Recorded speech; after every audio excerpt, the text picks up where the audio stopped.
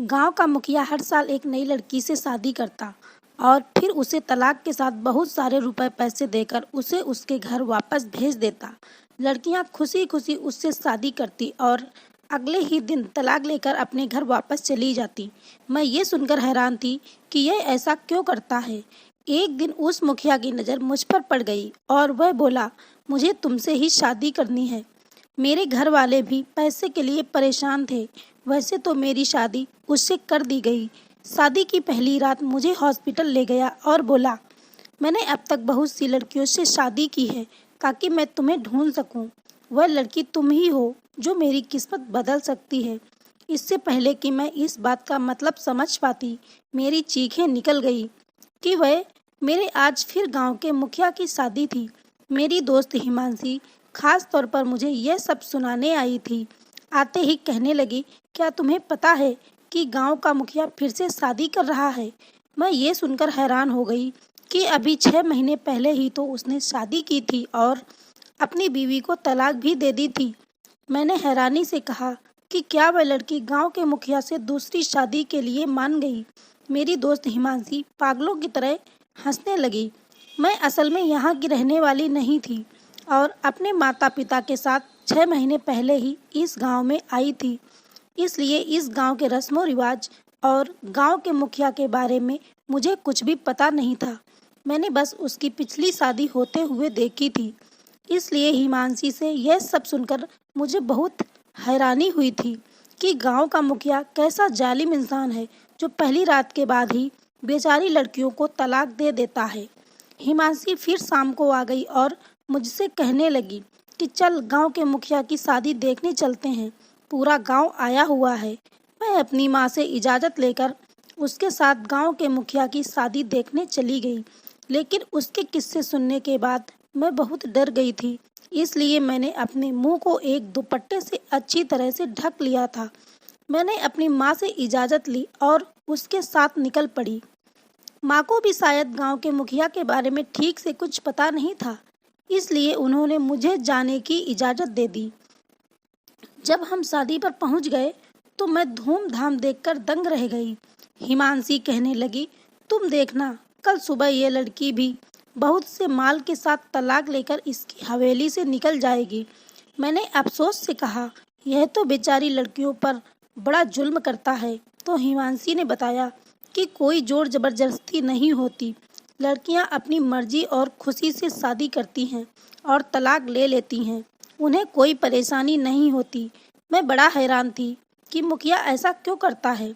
उसके साथ ऐसा क्या मसला था कि वह शादियों पर शादियां करता है और फिर तलाक भी दे देता है। शादी से वापस आकर मैं पूरी रात यही सोचती रही कि भगवान की भी अलग ही लीला है। एक तरफ वो मुखिया है जो एक रात की शादी के लिए लाखों रुपए खर्च कर रहा है और दूसरी तरफ हम जैसे गरीब लोग हैं जो कर्जों के बोझ तले ऐसे दबे हुए हैं कि सांस लेना भी दुश्वार है।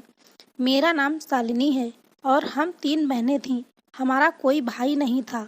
मुझे बचपन से ही काफ़ी परेशानी उठानी पड़ी थी। मेरे पिताजी शहर में नौकरी करते थे और कभी कभी मेले में छोटी सी दुकान भी लगा लिया करते थे, जिससे बस हमारा गुजारा बड़ी मुश्किल से हो जाता था। फिर पिताजी बीमार पड़ गए तो कई जगह से कर्ज लेकर उनका इलाज करवाना पड़ा।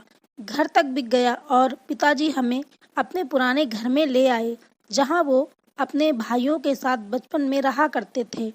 हमारे घर में गरीबी इस कदर छाई हुई थी कि हमें दाने दाने के लिए मुंह देखना पड़ता था।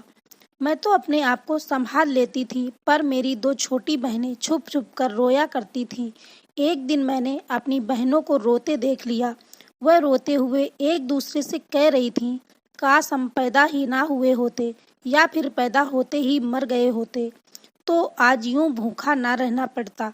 मैंने जो उनकी यह बात सुनी तो मुझे बहुत दुख हुआ कि मेरी तो चलो जैसे तैसे बचपन गुजर गया, पर मेरी बहनें भी गुर्बत की ज़िंदगी गुजार रही हैं।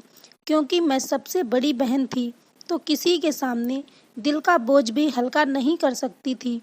उस दिन अपनी बहनों को रोते देखकर मेरा दिल बहुत तड़प उठा था। मैंने माँ से कहा, माँ मैं ज़रा बाहर जा रही हूँ, थोड़ा टहल कर आती हूँ, थोड़ी देर में आ जाऊँगी।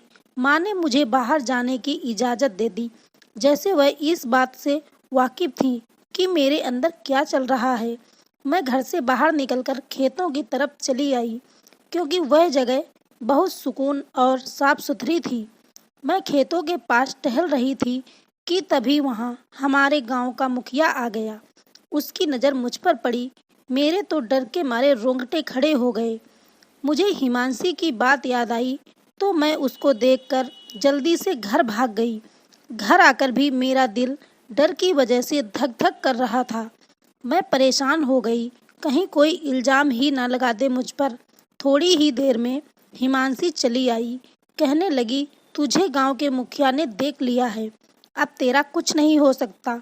मैं डर गई और इसी खौफ का असर था कि मुझे बहुत तेज बुखार आ गया। मैं शाम तक बुखार में तपने लगी। मेरी माँ मुझे खाना बनाने को कह रही थी, मगर मेरे जिस्म में तो जैसे जान ही नहीं थी। तंग आकर माँ मेरे कमरे में आई और मुझे हाथ लगाकर चेक करने लगी तो चीख पड़ी। फिर फौरन ही गांव के एक डॉक्टर को बुला लिया गया, जो सबका इलाज करता था।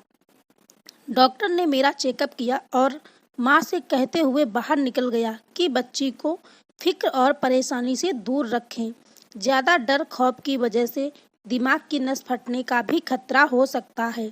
डॉक्टर के जाने के बाद माँ मुझे घूरते हुए कहने लगी कि किस बात की टेंशन है तुम्हें, क्यों मारने वाली हालत बना रखी है।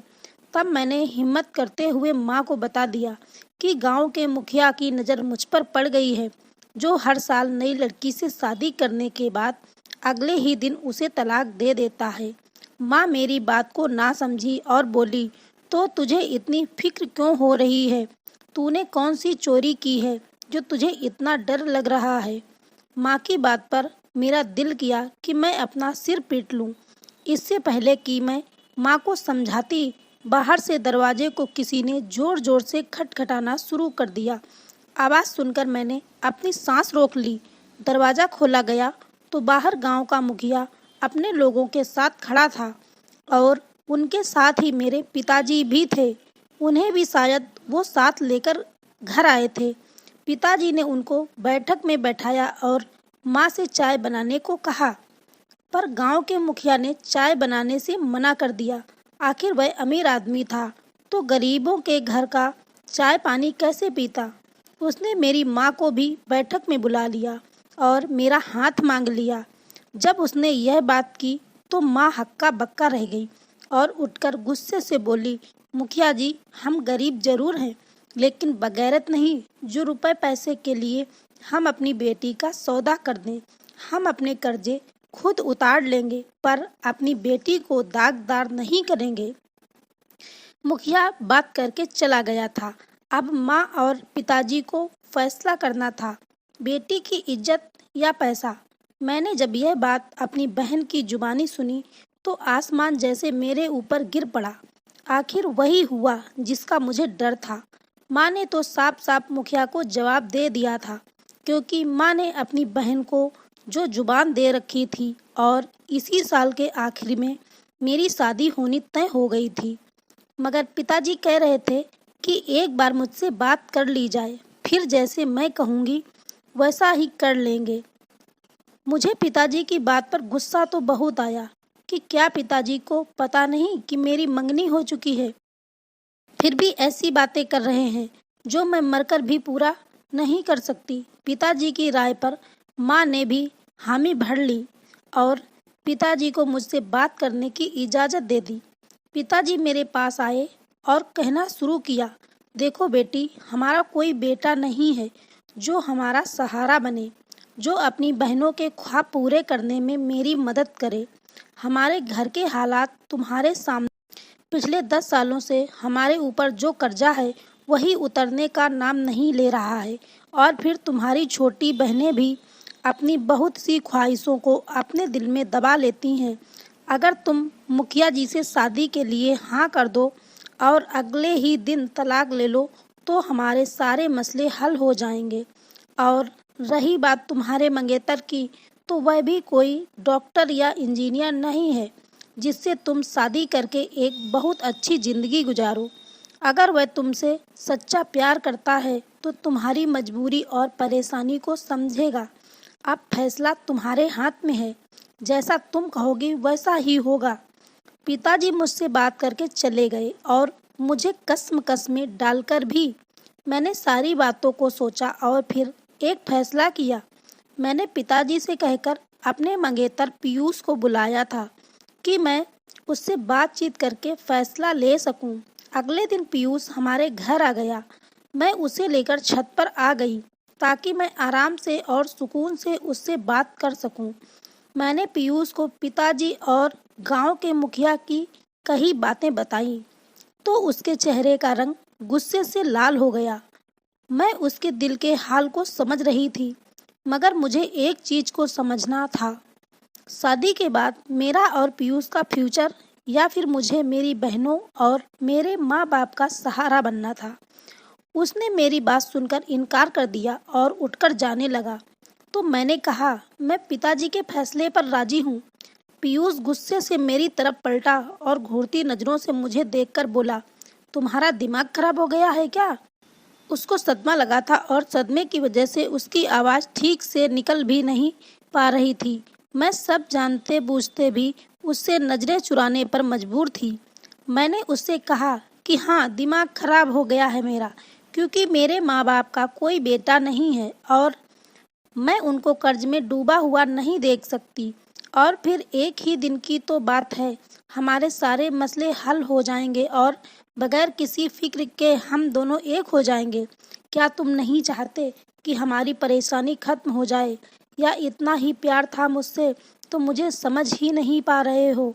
मेरी इमोशनल बातें सुनकर पीयूष का दिल नरम पड़ गया और वह शादी के लिए मान गया। पीयूष के जाने के बाद मैंने माँ से कहा, मैं शादी करने के लिए तैयार हूँ। यह मैंने किस तरह दिल पर पत्थर रखकर कहा था, यह तो मैं ही जानती हूँ, पर मुझे इस जगह पर कमज़ोर नहीं पड़ना था, तो मैं नहीं पड़ी और पिताजी ने मुखिया को हाँ का जवाब भिजवा दिया। माँ ने जब यह बात सुनी तो वह अपना सर पीटने लगी और मुझे समझाने लगी, पर मैं फैसला कर चुकी थी, मुझे पीछे नहीं हटना था। माँ की तकलीफ का भी मुझे अंदाज़ा था, पर पिताजी का भी कोई कसूर नहीं था कि वह इस उम्र में भी कर्ज की टेंशन लेते। वह वक्त से पहले ही बूढ़े होते जा रहे थे। जब मैं अपने फैसले पर पक्की रही तो माँ ने भी चुप्पी साध ली और एक हफ्ते के अंदर ही मेरी शादी की तैयारियां शुरू हो गईं और मैं लाल जोड़े में विदा होकर मुखिया के बंगले में आ गई। सारे दिन की थकी हारी मैं जब मुलायम गद्दे पर बैठी तो बैठने के साथ ही मुझे नींद की देवी ने अपने आगोश में भर लिया और मैं बैठे बैठे कब सो गई पता ही नहीं चला। आँख तो मेरी तब खुली जब मैंने अपनी कलाई पर कुछ महसूस किया। खौफ की वजह से मेरे हलक में कांटे आ गए थे। मैंने बहुत हिम्मत इकट्ठा करके उसको अपने ऊपर से हटाने के लिए आंखें खोली तो देखा मेरा पति मेरी कलाई पर उंगली फेर रहा है।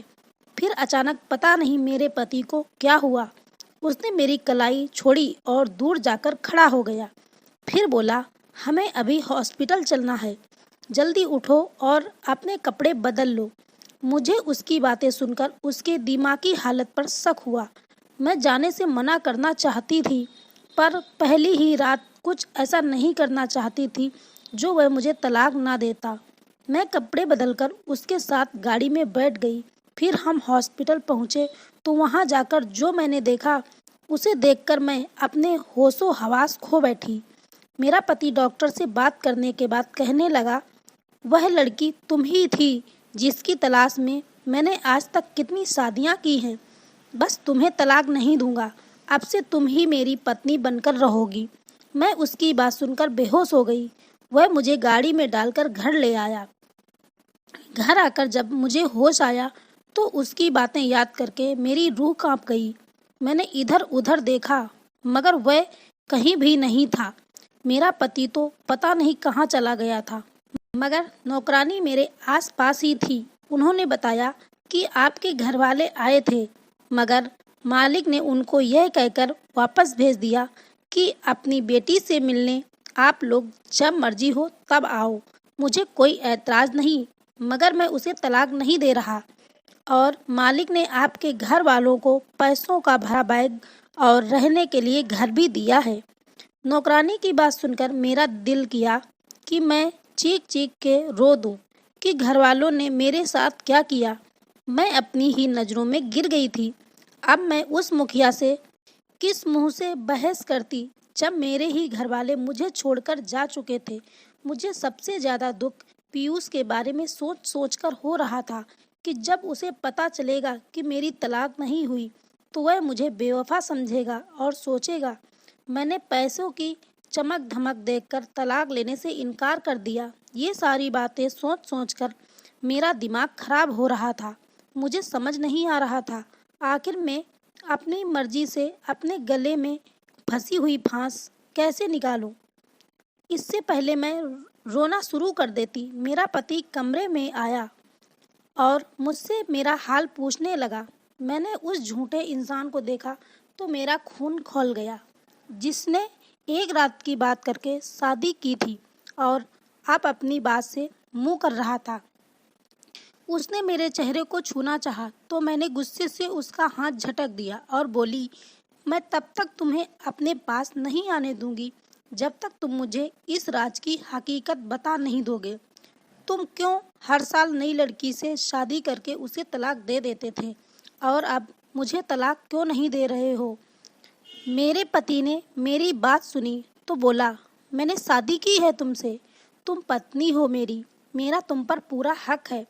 तुम्हें छूने के लिए मुझे तुम्हारी इजाज़त की कोई ज़रूरत नहीं, क्योंकि अब सारी ज़िंदगी तुम्हारे साथ ही गुजारना चाहता हूँ। आज नहीं तो कल तुम्हें इस सवाल का जवाब ज़रूर दूंगा। मुझे इस बात पर बहुत गुस्सा आया, मगर मैं अपने गुस्से को पी गई और बोली, मुझे तुम सच बताओगे तभी मैं तुम्हारे साथ रहूँगी, वरना मैं अपनी जान ले लूँगी। यह बात सुनकर उसके चेहरे का रंग बदल गया, पर उसने जल्दी से ही अपने गुस्से पर काबू पा लिया और कहने लगा कि राज तो मैं तुम्हें बता ही दूंगा, मगर याद रखना, मुझसे अगर तुमने बेवफाई की या अपनी जान लेने की कोशिश भी की तो मैं तुम्हारे पूरे खानदान को नहीं छोड़ूंगा। उसकी बात सुनकर मेरा दिल जैसे किसी ने मुट्ठी में बंद कर लिया हो। मैं यह बात तो भूल ही गई थी कि मैंने अपने घर वालों के लिए ही शादी की है और किसी आम इंसान से नहीं, बल्कि गांव के मुखिया से, जिसे कोई कानून या पुलिस कुछ भी नहीं कह सकती थी। मेरा दिल किया मैं अपनी किस्मत पर फूट फूट कर रोने लगूं, मगर मैं उसके सामने रोकर खुद को कमज़ोर साबित नहीं करना चाहती थी। मुझे बस चुप रहकर उसकी जासूसी करनी थी ताकि उसे रंगे हाथों पकड़ सकूं। मुझे चुप देखकर मेरे पति ने भी दोबारा मुझसे इस टॉपिक पर कोई बात नहीं की और उसकी यही बात मुझे परेशान कर रही थी कि कोई इंसान किसी को धोखा देकर इतना संतुष्ट कैसे रह सकता है। शादी को 1 हफ्ता गुजर गया और इस 1 हफ्ते में मैंने बहुत कोशिश की कि किसी तरह वह मुझे तलाक दे दे, मगर मुझे कामयाबी हासिल नहीं हुई। आखिर उसे मेरी तलाश थी ही क्यों? मैं तो उसे जानती भी नहीं थी। मेरी मुश्किल का हल यही निकला कि मैं उसके ऊपर नज़र रखूं। मेरा पति जब भी किसी से कॉल पर बात करने लगता, उठकर कमरे से बाहर चला जाता, तो उसकी यह हरकत मुझे नागवार गुजरती थी, मगर उसे तो जैसे मेरी परवाह ही नहीं थी। उससे पूछने पर भी वो मुझे सच नहीं बताता, तो बेहतर यही था मैं उसकी किसी भी तरह की बातें सुनूं। ऐसे ही करते हुए 15 दिन गुजर गए। कोई भी सुराग मेरे हाथ नहीं लगा था। अब तो मुझे लगने लगा था जैसे मैं कभी भी हकीकत नहीं जान पाऊंगी, पर मुझे हिम्मत नहीं छोड़नी थी। मैं दिल ही दिल में प्रार्थना करती कि किसी भी तरह मुझे इसका राज पता चल जाए, ताकि मैं मुखिया को गलत साबित करके अपनी जान छुड़ा सकूं। आखिर वो दिन आ ही गया। एक दिन रात के 12 बज रहे थे कि तभी मेरे पति के फ़ोन पर किसी की कॉल आई। पहले तो वह उठकर कमरे से बाहर जाने लगा, फिर मुझे सोता हुआ देखकर वहीं पर बैठकर बातें करने लगा। दूसरी तरफ तो ना जाने कोई क्या कह रहा था, पर अपने पति की बातें सुनकर कुछ खास मेरे पल्ले नहीं पड़ रहा था। उस वक्त मेरी नींद उड़ गई जब मेरे पति ने कहा, यार किसी भी तरह इस बला से मेरा पीछा छुड़वाओ, वरना काम तमाम कर दो। इसकी रोज रोज की बकबक से मैं तंग आ गया हूँ। मैंने जब इतना सुना तो मेरा दिमाग तेजी से काम करने लगा। मैं जान चुकी थी कि यह कोई लड़की का मामला है। अब तो मसला और भी संगीन हो चुका था। उसकी बातें सुनकर मैंने इरादा कर लिया कि किसी भी तरह मुझे इस बेचारी लड़की को इसके चंगुल से आज़ाद करवाना ही होगा, वरना यह जालिम इंसान उसकी जान ले लेगा। अगले दिन जब मेरा पति घर से बाहर निकला तो मैं भी उसके पीछे पीछे घर से बाहर निकल गई। घर के नौकर नौकरानी को भी मैंने अब पहले ही अपने साथ मिला लिया था। अब बेफिक्र होकर मैं सब काम कर सकती थी। उसका पीछा करने के लिए मुझे मेरे दिल ने मना भी किया, पर मैं दिल को मजबूत करने लगी और अपने इरादे से नहीं हटी। और उसको एक घर में जाता हुआ देखकर मैं वहीं से वापस लौट आई। अब मेरे दिमाग में अलग अलग ख्याल आ रहे थे। मैं उन्हीं ख्यालों में बैठी थी। मेरा पति घर आया। वह फिर किसी से फ़ोन पर बात कर रहा था। मैं उठकर सुनने गई तो वह किसी से कह रहा था, कल फिर उसी जगह आ जाना, तुम्हारा काम हो जाएगा। मैं दिल ही दिल में खुश होने लगी कि चलो इस आंख मिचोली के खेल से जान छूटने वाली है कि उससे पहले मेरा पति मुझे देखता। मैं जल्दी से कमरे में आ गई। मुझे बहुत बेसब्री से कल के दिन का इंतजार था। मैं मन ही मन में खुश हो रही थी कि आने वाला कल मेरी जिंदगी को पूरी तरह से बदल देगा। कल का दिन आया तो अपने पति के जाने के बाद मैं भी उसके पीछे ही घर से निकल गई। आज मेरा पति रास्ते में कुछ लोगों से भी मिला था। अब मुझे टेंशन होने लगी कि कहीं उन लोगों में से ही कोई ना हो जिसकी वजह से मुझे आज़ादी मिलेगी। मुझे ऐसा लग रहा था जैसे मेरे पति को शक हो गया है कि मैं उसका पीछा कर रही हूँ, तभी वह जानबूझकर ऐसे कर रहा है ताकि मैं समझ ना सकूं और तंग आकर अपनी हरकत छोड़ दूं। अपनी इस सोच पर मैंने खुद ही खुद को यह सोचकर समझाया कि अगर वह जान लेता तो मुझे घर से बाहर निकलने से मना करने के लिए किसी से डरने या किसी की इजाज़त लेने की ज़रूरत नहीं थी। मैं इन्हीं सोचों में गुम थी जब मेरा पति फिर से उसी घर में चला गया और जाकर एक कमरे में बैठ गया। उस कमरे के साथ ही एक और कमरा भी था। मैं जल्दी से उस कमरे में घुस गई और कमरे की खिड़की से दूसरे कमरे में देखने लगी। तब वही लोग आए और मेरा मंगेतर पीयूष भी। इन सबको यहाँ देखकर मुझे किसी अनहोनी का एहसास हुआ और मैं डरते डरते चोरी चुपके वहाँ से निकलकर घर आ गई। मैं जितना इस मसले को आसान समझ रही थी, ये उतना ही मुश्किल था और यह दिन ब दिन उलझता ही जा रहा था। मैं परेशान बैठी थी कि मेरा पति घर आया और मुझे उदास बैठे देखकर बोला कि आज तुम्हारे लिए एक सरप्राइज है, इसलिए नहा धोकर अच्छे से तैयार हो जाना, तुम्हें लेकर कहीं बाहर जाना है और मैं तुम्हें आज तुम्हारे सभी सवालों के जवाब वहीं पर दे दूंगा। इतना कहकर वो वहाँ से चला गया और मैं जल्दी से नहाने चली गई ताकि उसके आने से पहले मैं तैयार हो सकूं। नहा धोकर मैं अच्छे से तैयार हो चुकी थी और घर के ग्राउंड में उसका इंतजार करते हुए टहल रही थी। तभी मुझे गाड़ी का हॉर्न सुनाई दिया। मेरा पति आ चुका था और मेरे बारे में पूछकर मुझे पुकारता हुआ ग्राउंड की तरफ ही आ रहा था। उसने मुझसे चलने के लिए कहा और मैं चुपचाप जाकर गाड़ी में बैठ गई। मेरा खामोश होना मेरा पति भी नोट कर रहा था। उसने भी कोई बात नहीं की और गाड़ी स्टार्ट कर दी।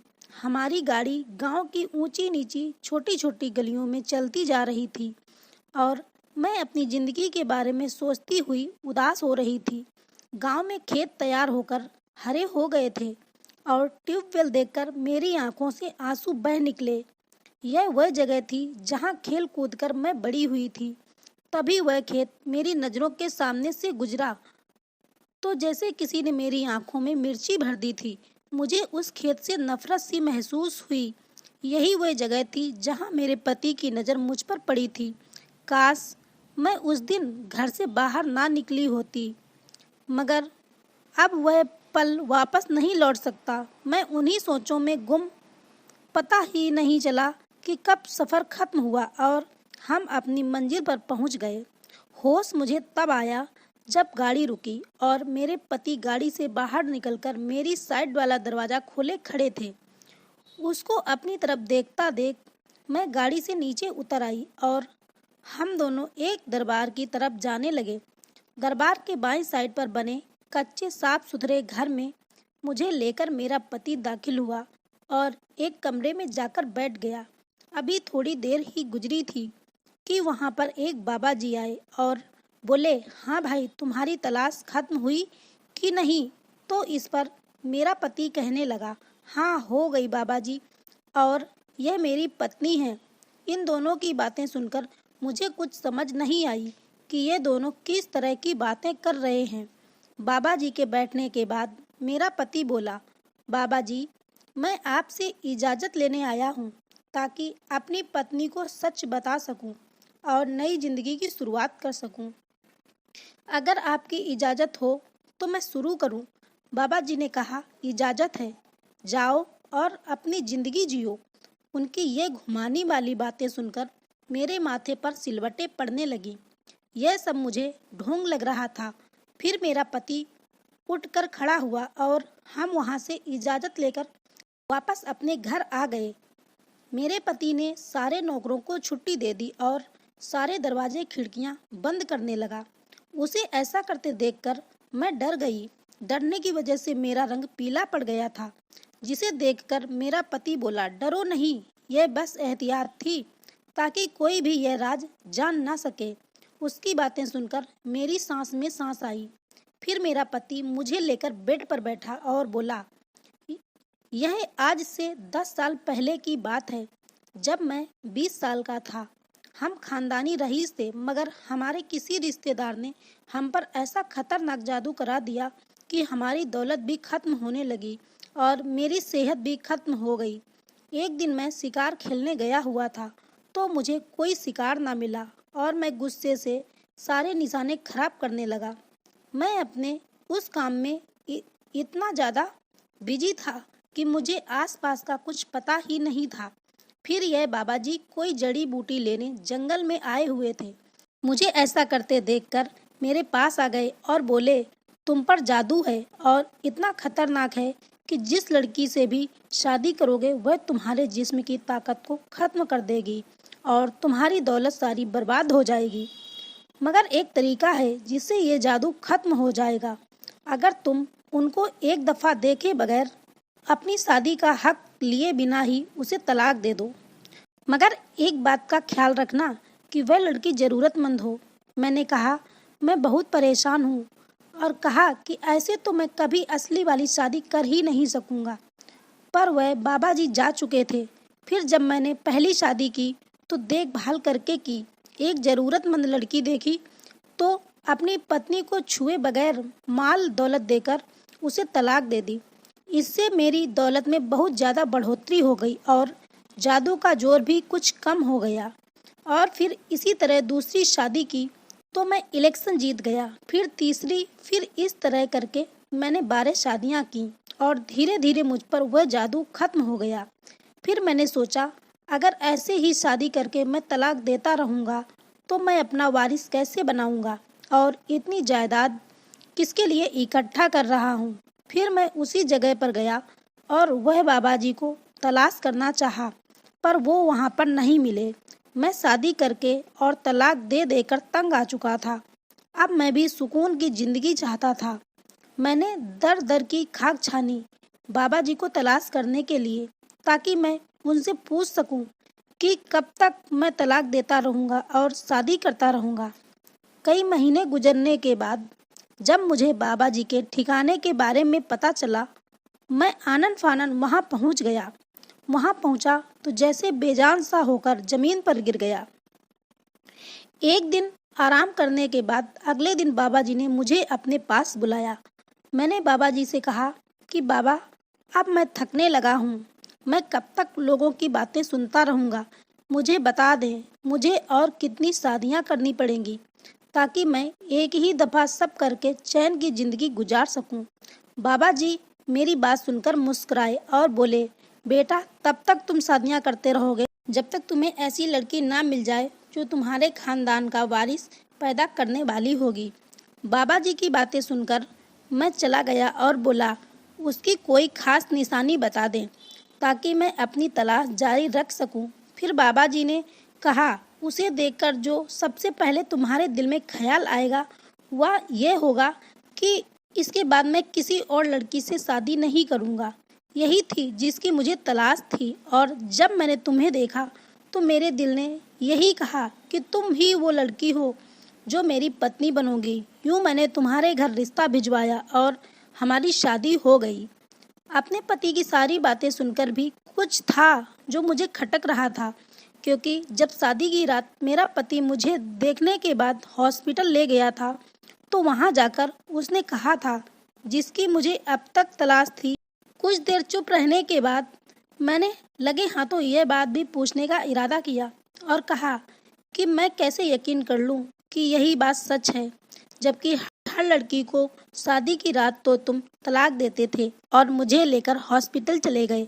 यह हॉस्पिटल वाला क्या राज है और इससे कब तक पर्दा उठाने का इरादा है? मेरी बात सुनकर मेरा पति बोला, सारे राज आज ही जान लोगी क्या? कुछ तो कल के लिए भी रहने दो। मगर मैंने सोचा अगर आज यह राज ना पूछ सकी तो शायद कभी ना पूछ पाऊंगी, इसलिए आज ही पूछने का इरादा कर लिया। मुझे लगता था मेरा पति मेरा चेकअप करवाने लेकर गया है ताकि वह जान सके कि मैं कुंवारी हूँ भी या नहीं, पर यह बात मैं सके बिना पर इस बात पर थोप नहीं सकती थी जब तक इसके मुंह से सुन ना लेती। मैं मजबूर थी और एक ऐसे इंसान के साथ सारी जिंदगी नहीं रह सकती थी जिसको मेरे कैरेक्टर पर पहले दिन ही शक हो। बेशक मैं अपने कजिन को पसंद करती थी और मेरी मंगनी भी हो रखी थी, मगर मैंने या पीयूष ने कभी भी अपनी हदें पार करने की कोशिश नहीं करी थी। फिर कैसे मैं इतनी बड़ी बात बर्दाश्त कर लेती? अगर मैं शरीफ ना होती तो क्या मुझे भी अब तक तलाक मिल गया होता? यह बातें मेरे सर पर हथौड़ी की तरह लग रही थीं। एक तरफ मेरा पति था जो शादी की पहली रात मुझे हॉस्पिटल ले गया, और दूसरी तरफ मेरा मंगेतर था जिसे मैंने अपनी मजबूरियों के आगे कुछ ना समझा था और शादी के लिए हाँ कर दी। यही बातें सोचकर मेरे आंसू बहने लगे। तब मेरे पति ने बड़ी बेरहमी से मेरे आंसू पोंछे और कहा, जानना चाहती हो वह राज क्या था? तो देखो अपनी बाईं कलाई पर जो निशान बना हुआ है वही है राज, जिसे मैं देखकर चौंक गया और तुम्हें लेकर हॉस्पिटल चला गया था कि पता चला सकूं यह असली है या मुझे ख्वाब लग रहा था, क्योंकि बाबा जी ने दूसरी निशानी ये बताई थी कि उस लड़की की कलाई और कमर पर निशान होगा। इसलिए तुम्हें अस्पताल ले गया ताकि लेडी डॉक्टर देख ले और मुझे बता दे कि तुम्हारी कमर पर निशान है या नहीं। जब इस डॉक्टर ने बताया कि तुम वही लड़की हो तो मैं खुश हो गया। मेरी शादी ऐसी लड़की से होना मेरे सब्र का फल था, और जिन लड़कियों को मैं तलाक देता था वह सबकी सब कुंवारी नहीं होती थीं। बस उनकी कलाई को मैं देखता था और तलाक दे देता था। अपने पति की बात सुनकर मैंने उनकी आंखों में देखा और वहां लिखी सच्चाई देखकर मैंने नई जिंदगी की शुरुआत करने का इरादा कर लिया। फिर मेरा पति बोला, एक बात तो तुमने पूछा ही नहीं। मैं सवालिया नजरों से उसकी तरफ देखने लगी। तब मेरा पति बोला, मैं जान चुका था तुम मेरा पीछा कर रही हो और मैं चाहता था तुम वह सब अपनी आंखों से देख लो, मगर तुम सब देखे बगैर ही वापस आ गई। तुम्हारे मंगेतर पीयूष ने मुझसे रकम ली थी। उसका कहना था कि अगर तुम मुझे पैसे नहीं दोगे तो मैं शालिनी का पीछा कभी नहीं छोड़ूंगा। तुम जिसकी मोहब्बत के दावे करती थी वह तो लालची निकला। मैंने उसे पैसे दिए और उसने तुम्हारी मोहब्बत उन पैसों के आगे मुझे बेच दी। अगर मैं उसे पैसे ना देता तो वह तुम्हें बार बार परेशान करके वापस अपनी तरफ करने की धमकी दे रहा था। मैं चाहता तो उसे उसका बहुत अच्छा जवाब दे सकता था, मगर अपने माँ बाप का इकलौता बेटा समझकर मैंने उसे माफ़ कर दिया। अब यह सब सुनकर मैं अपनी किस्मत पर खुश होने लगी कि मुझे मेरी किस्मत ने पीयूष जैसे लालची इंसान से बचा लिया और मुखिया जी जैसे शरीफ इंसान की पत्नी बना दिया। मुझे अपना पति दुनिया के सब मर्दों से अच्छा लग रहा था, क्योंकि उसने ही मेरे माँ बाप को रहने को अच्छा घर और रुपया पैसा दिया था। उसके साथ अपनी ज़िंदगी गुजारने में कोई बुराई नहीं थी। मैं अपने नसीब पर और अपने पति के साथ खुश थी। कुछ ही दिनों के बाद मेरी दूसरी बहनों की भी अच्छी जगह शादियां हो गई थीं और मैं भी अपने बच्चों और पति के साथ खुशहाल जिंदगी गुजार रही थी। पीयूष को तो मैं पहले भुला चुकी थी। अब हमारी जिंदगी में सुकून ही सुकून था। शायद कुदरत ने हमें ऐसे ही मिलाना था। पर आज उस फैसले पर मैं बहुत खुश थी, क्योंकि उस एक फैसले ने मेरी और मेरे पूरे परिवार की जिंदगी बदल दी। उम्मीद करती हूँ आपको हमारी कहानी पसंद आई होगी। कहानी पसंद आई हो तो वीडियो को लाइक करें, शेयर करें। चैनल पर नए हो तो हमारे चैनल को अभी सब्सक्राइब करें। धन्यवाद।